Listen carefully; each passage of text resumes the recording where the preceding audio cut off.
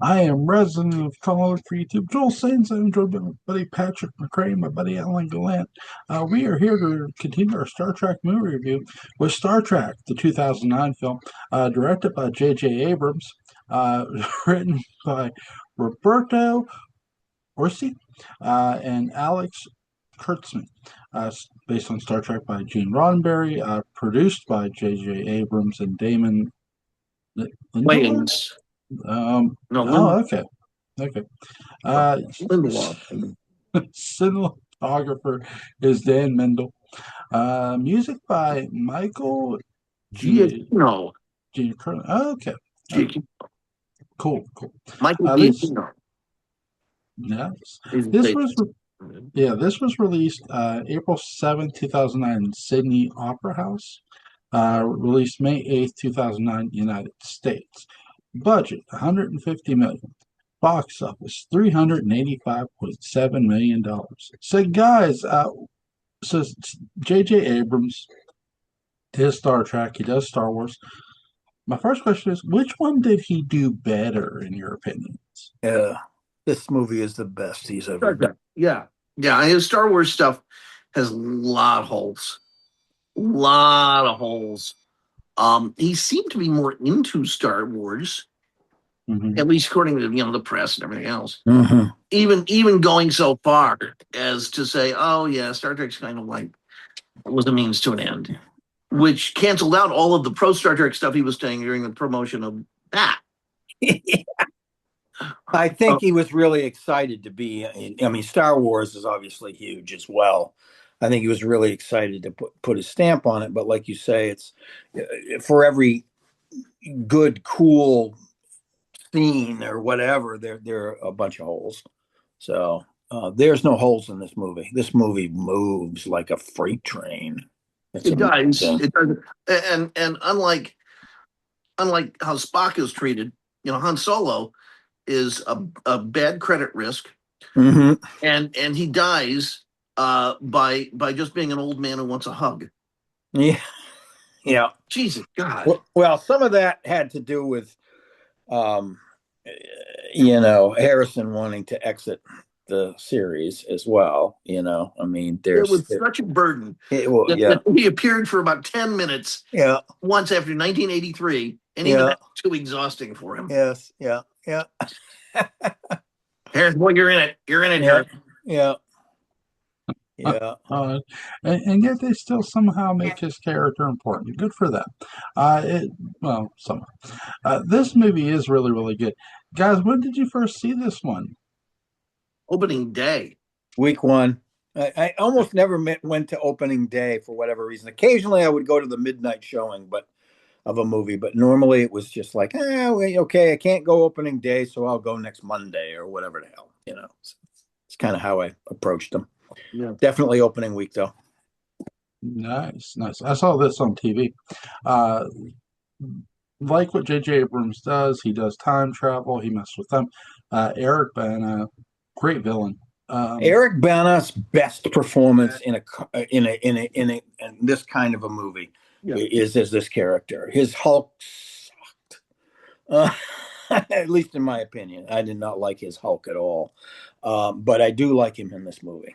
Definitely. It's the funniest line in the movie. Yeah. I'm Nero. Yeah. It's perfect. Yeah. Well, I think with his Hulk, his Bruce Banner was okay, but the effects for the Hulk weren't. Yeah, I just didn't like that. I thought that movie was just nah. And then when they rebooted it, much better. Much better. Incredible Hulk. That's a fun movie. Yes. Mm-hmm. Yeah, it is. I think we covered it on here on this channel. The Incredible Hulk. May have. So. Yeah, it's a good MCU. Absolutely. Yes, it is.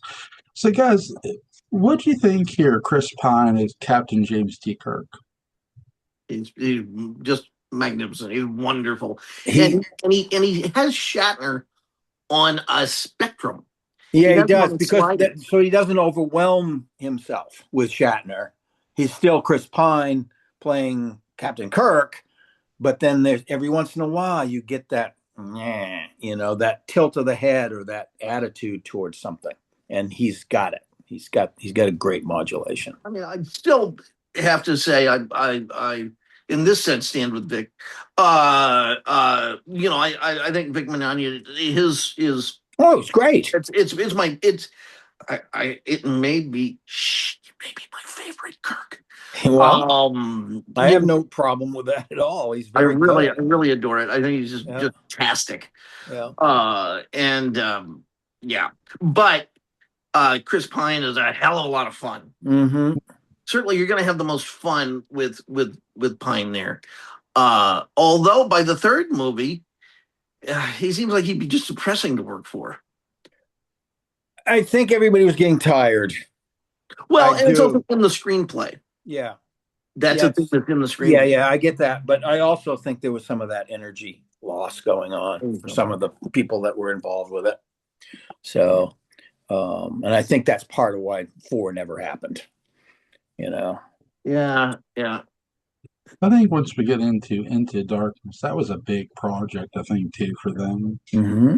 I mean, really big. Mm-hmm. Not that this wasn't. This was huge. No, but This was the important. pressure and the expectations got bigger and bigger and Yeah. heavier and heavier as they went along with these movies. And it was simply no, and I mean this, it was no Empire Strikes Back. No. No.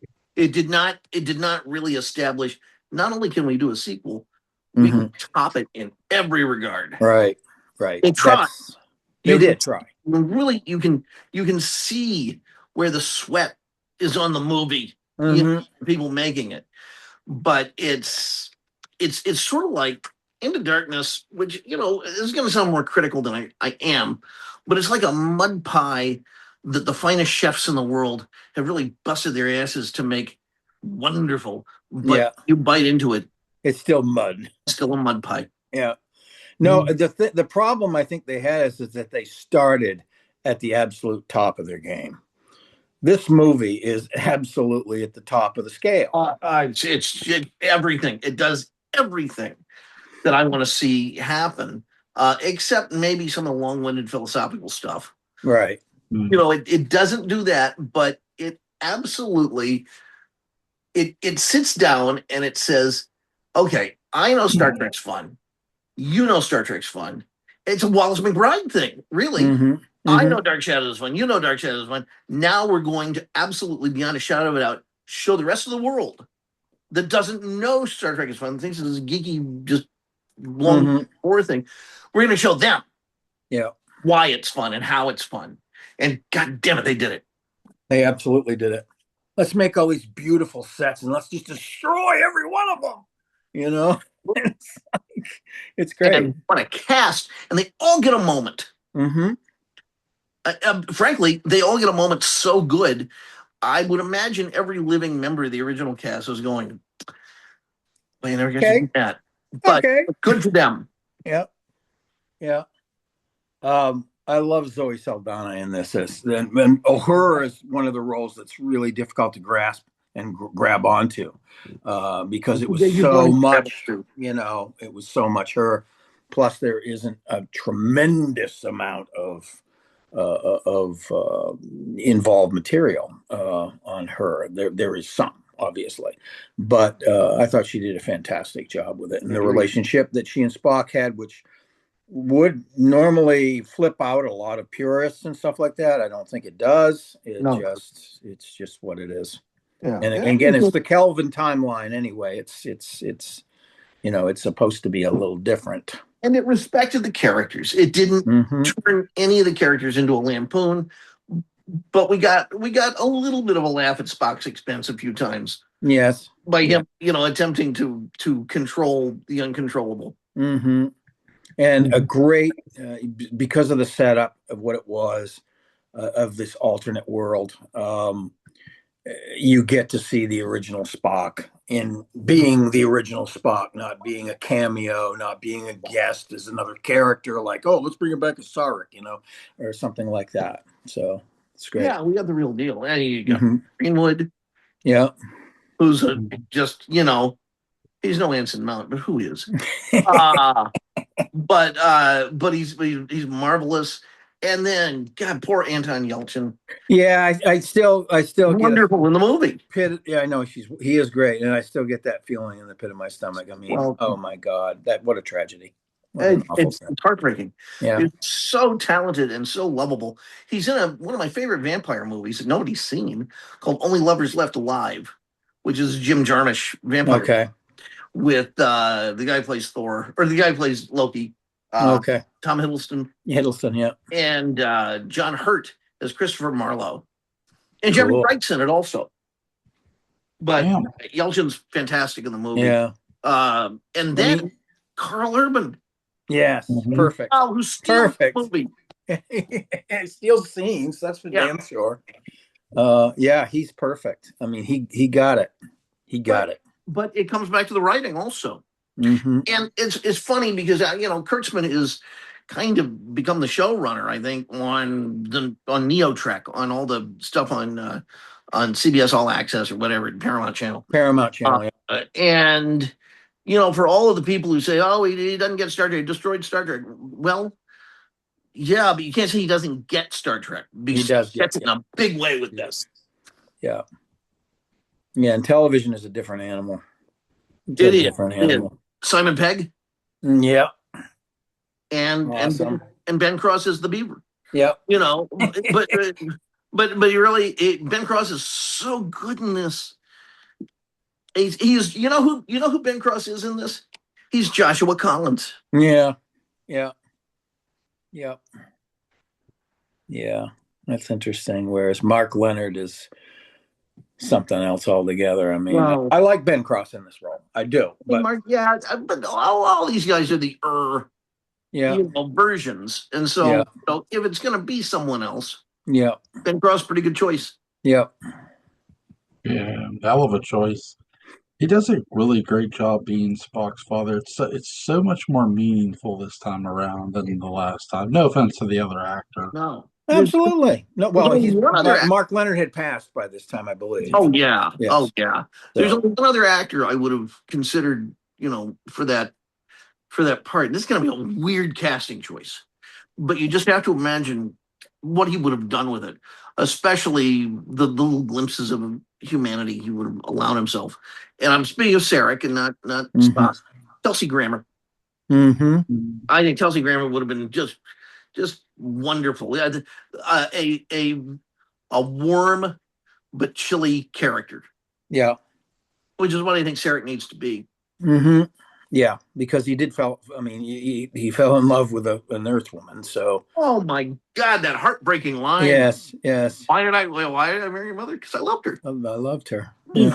Ooh. Oh, that's so nice. Don't tell anybody, man. It's almost like that. What's her name who plays his mother? Amanda. Winona Ryder. She's sweet. She is so sweet. And she's a little bit young looking to be Spock's mother, but nonetheless, I mean, you feel it when she doesn't make it, So. Oh yeah. I think they made the right choice to cast it because you want somebody who's got that natural, beautiful look when you see them. Well, also she is emotionally available to the audience. She's that kind of an actress. Completely open. Yeah, she is. I really like Zachary Quinto's performance as Spock. He was really good in, I forget the name of the show, but he played a vampire Wraith who drove around on a car on AMC. It's really good. I forget the name of the show. Well, he was on Heroes also. Yes. Yeah. I knew he was on Heroes. Yeah. And also, this was the beginning of a friendship that lasted the rest of Leonard's life, too. Leonard coached him. Yeah. And, and Leonard has a larger shadow over this movie than I think might initially be thought. Leonard was at J.J. Abrams' bar mitzvah. Yeah. So. Yeah. And almost family.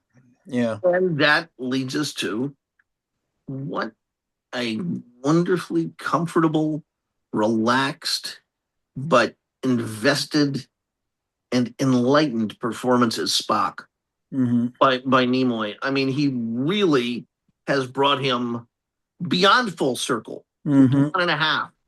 Yeah. And it is exactly what I would want to see, a human Vulcan hybrid. Yeah, the Back added from the dead. wisdom of him coming to terms with his human side as well, and not always trying to just completely suppress it. Trust me, I am emotionally compromised. Yeah, Yeah, I like how they yeah. yeah, I like how they get Chris Hemsworth to play Kirk's dad. George. Yeah, It's great casting. yeah. Oh yeah. Basically an all-star cast. I mean, in every way. It also puts Kirk in the action from the moment he's born. Yeah. And Yes. then they switch to him being a kid and destroying the car and getting into bar What a fights jerk. and all this I stuff. mean, he really is a terrible He's person when we meet him. playing out all of this grief Yeah. and resentment and anger for losing his father, which he never knew him. You know, everybody talks about how wonderful a guy he was and what a hero he was. So he's got that burden to deal with. So it's kind of fun. I love the way he ends up going to Starfleet. It's pretty much, you know, almost on a dare. 3 years? What's he say? Was he like 4 years? I'll do it in 3, or 3 years? I'll do it. Yeah. Yeah. After Pike shows up to drag his people out, and he looks at him and says, I know who you are. Yeah. And it has a moment that should not have worked and is anti-canon and everything else, and I don't care.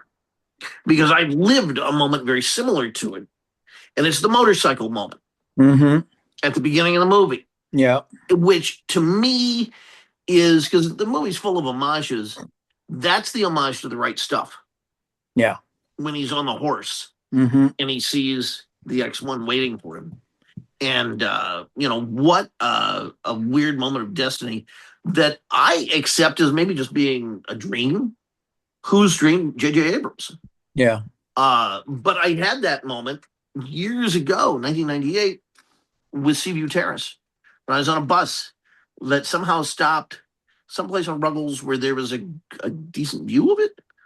And it stopped. I was chaperoning a trip, and I was the only person to get out of the bus. And the bus just happened to stop there because it had some mechanical issue.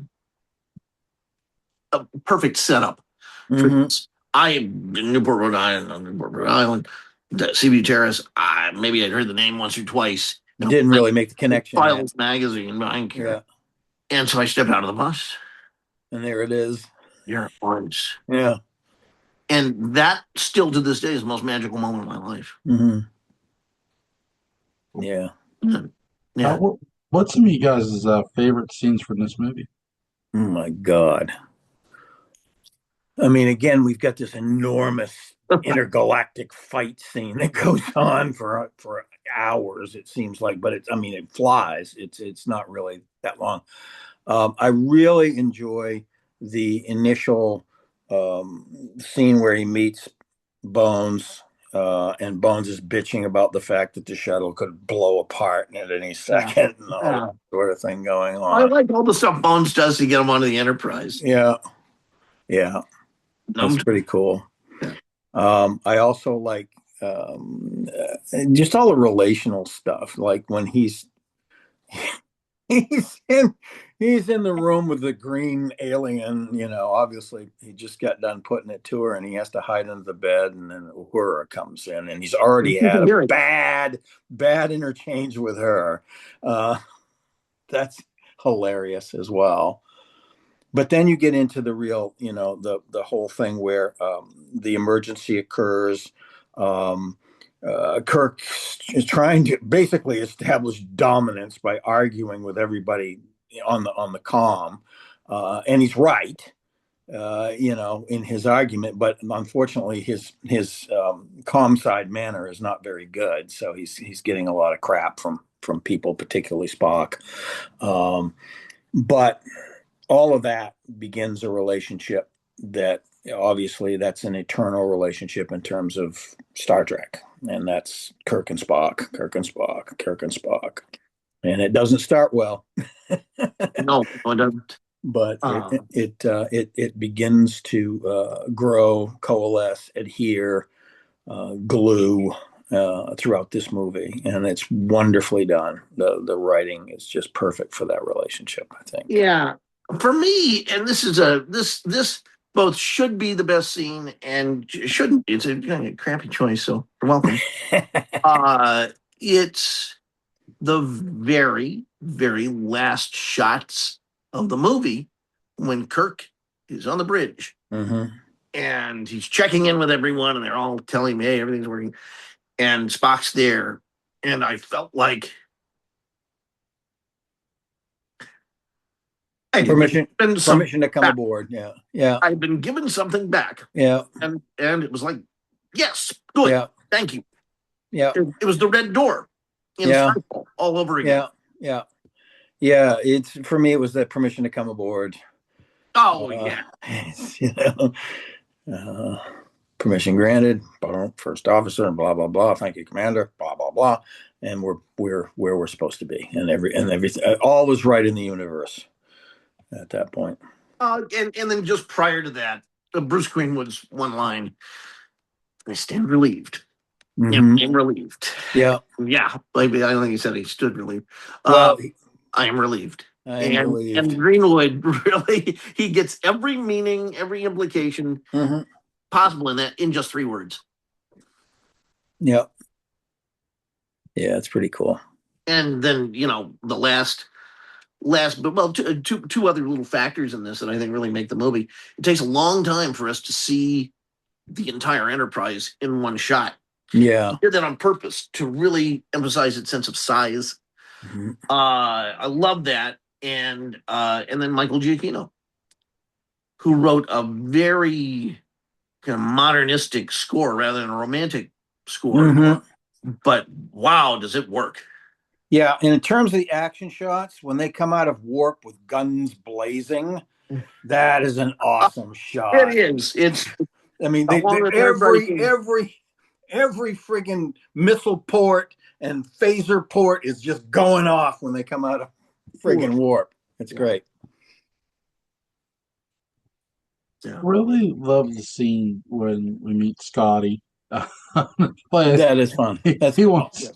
He wants food, and the aliens So they like, have I a want sandwich in the future.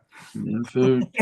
He's like, you could eat a bean and you'd be done. Yeah, I know people like that. What the fuck? But yeah, and I love how Spock shows him like, this is what you discover, and like he's telling him. Uh, I love the fight sequences in this film. I very love the choreography, love the bar fight scene. Uh, yeah, my favorite scene of all, just the Neros, the whole aboard the Romulan ship, all that whole sequence, that fire back and forth, boom, boom, boom, boom, boom, boom. That was so well shot and well done. What a film! I would say, is it better than the original Star Trek movie? Yes. Does it have the same importance? Probably not, but it's a great film. Yeah, well, it's a different era. By the time this film is made, the resurgence of Star Trek has been firmly established for decades. When the Yeah. first Star Trek movie was made, there was no sure shot. So yes, it is. I think historically, the first Star Trek movie is more important in that respect. This is a better movie, Mm-hmm. And it is standing on a very specific piece of Star Trek. And that it's standing on the shoulders, not standing on, but standing on the shoulders of, and that's what you leave behind. Yeah. The DS9 finale. Yeah. Where they got as close as they could to some of that on TV. Mm-hmm. Mm-hmm. Yep. Yep. Even Deep Roy has a juicy role behind all that makeup in this film. I mean, you actually like what happened to him. Oh, there he is. He's okay. He's okay. Even though Scotty is like totally verbally abusing him at every point, that he loves the guy. He loves this little guy. So it's pretty cool. It's his Chewbacca. Yeah. Yeah. In miniature pocket form. Well, and it's a story about a farm boy and a kind of semi-crazy old man shows up and says you have a destiny, Yeah. and it just keeps going from there. Yeah. Yeah. Yeah. Well, I mean, I do like how they changed time to sort of change try to change the character's destiny, but he still Mm-hmm. ends up back because it's sort of there's an old wrestling motto: "The cream rises to the crop." Well, that's Captain James C. Kirk. Yeah, and he gets to the same place. It's just in a different way. That's Hmm. all. Yeah. He ends up becoming, the two timelines are doing this for a while, and then they're doing that for a while, and then they do this. Yeah. And, Water ballet. yeah. Who is you guys' favorite enemy of Starfleet? Con for me. Still. Yeah. I would say NBC executives who didn't understand ratings. There you go. Yeah. Right. Sure. They killed Desilu, damn it. Yeah, I mean, I can give you a lot of smart ass answers with that. You could say the Borg too, but The Borg. that's like a whole race of. The Borg easily, I think, is Yeah. the great villain. And I look on the presence of the Klingons in the original series as just a setup for the allies that they would become. Sure. Now, I know a lot of cynics who would say, well, Gene Roddenberry was. And I'm like, well, go to hell. Really? And I have that feeling kind of towards people who say that about Rick Berman. There's a book I'd love to write, and I may one day, that, as is a trademark with me, that very few people will read, but they'll enjoy it, which is called Berman 94. If you look at, this is a totally separate thing, sorry to hijack, but it's about Star Trek anyway. If you look at Rick Berman's 1994, what was he doing? He was ending Next Generation with All Good Things. He was getting his first major motion picture ready to go, which was the crossover film Generations. He was getting Deep Space Nine finally up for an exciting season. So, overseeing the revamp of that. And he was getting an entirely new series, the first to be a truly post-Roddenberry Star Trek series, Star Trek Voyager, cast and running as Genevieve Bujold was doing everything she could to F it up. And that was his, what, my God, when did he sleep? So say what you will about... He either never slept or he was really good at delegating certain tasks. Yeah. Say what you will about Rick Berman, but at that point, he was the James Brown of Star Trek, and hardest working man in show business. Yeah, he needed a little tape put on him at the end of wandering away from the studio. Yeah. I heard the Genevieve Bujold story. I think she panicked. Have you seen the footage? No. I think she panicked. On YouTube. It's terrible. Yeah, I think she panicked. I think she realized that she couldn't do this kind of work, so she deliberately effed it up. She did. I had other actors I would have preferred seeing as Janeway. But Lindsay Wagner Mulgrew does a good job, I think. She does, but there is nothing is, okay, in the words of Austin Powers, nothing is as sad as an aging hipster. And nothing is as sad as someone who is irrevocably square. Well, she definitely was playing the role as incredibly square. She also wasn't very secure in it once they brought on 7 of 9. Yeah. She admits that she was not a good cast member during that time. Now, my choice, who cares about Pamela Reed. Pamela Reed. She is Mrs. Gordo Cooper in The Right Stuff. Oh, okay. Okay. I was trying to get the face. She's funny. She's cute. She's authoritative. She's got a lot of just a good stage actress. And she's got a lot going on. I really like her a lot. If it were me and I was casting today for an interesting if they were starring today. DS9 today, Yeah. I would probably cast somebody like Claire Foy, who is Interesting choice. yeah. Yeah. Well, now, how old would you allow the character to be? Yeah, she wouldn't have to be any older than 40, How old could she be? 55, 60. 55, 60. Emma Thompson. Yeah, sure. Wow. That's it. Yeah. Yep. Yep. Nice. Very, very nice. Scale 1 to 10, what you guys give the movie? The 10. Easily, or some symbol above it. Yeah, that's the very infinity symbol. Yeah. Whatever Yeah. it is. Yeah. Yeah, this to me, this is the finest of the Abrams movie. I'm not Oh, yeah. discounting the other two entirely, but this is the finest of the This Abrams. movie was so long awaited that people who did not want to see Cloverfield, like myself, went to see Cloverfield just to see a preview that was a Right. countdown Yep. and felt like they got their money's worth. Right. Yep. That great Cloverfield was a good movie. Yep. It was, but it was no Star Trek teaser trailer. No, it wasn't. You know?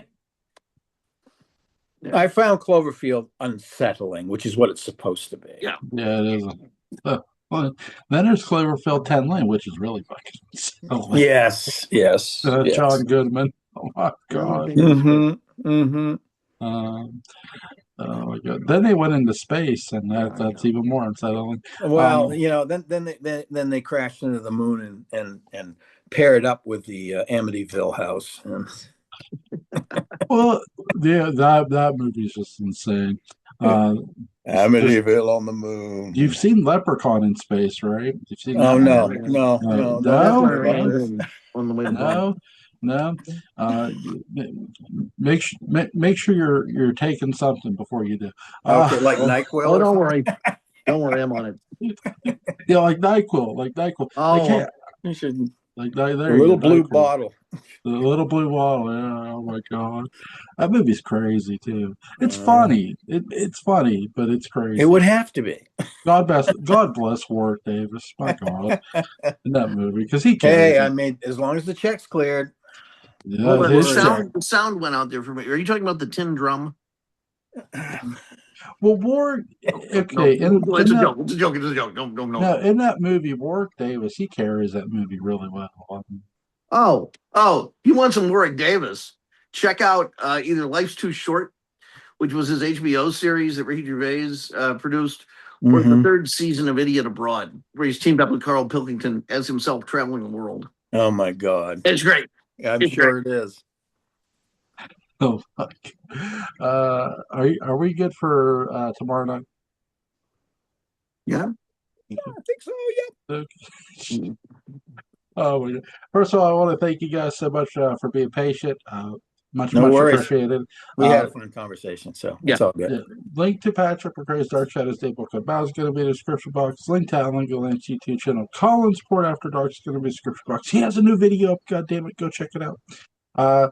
You guys have a good night. Stay safe. Take care. Have a great night. Have a great night.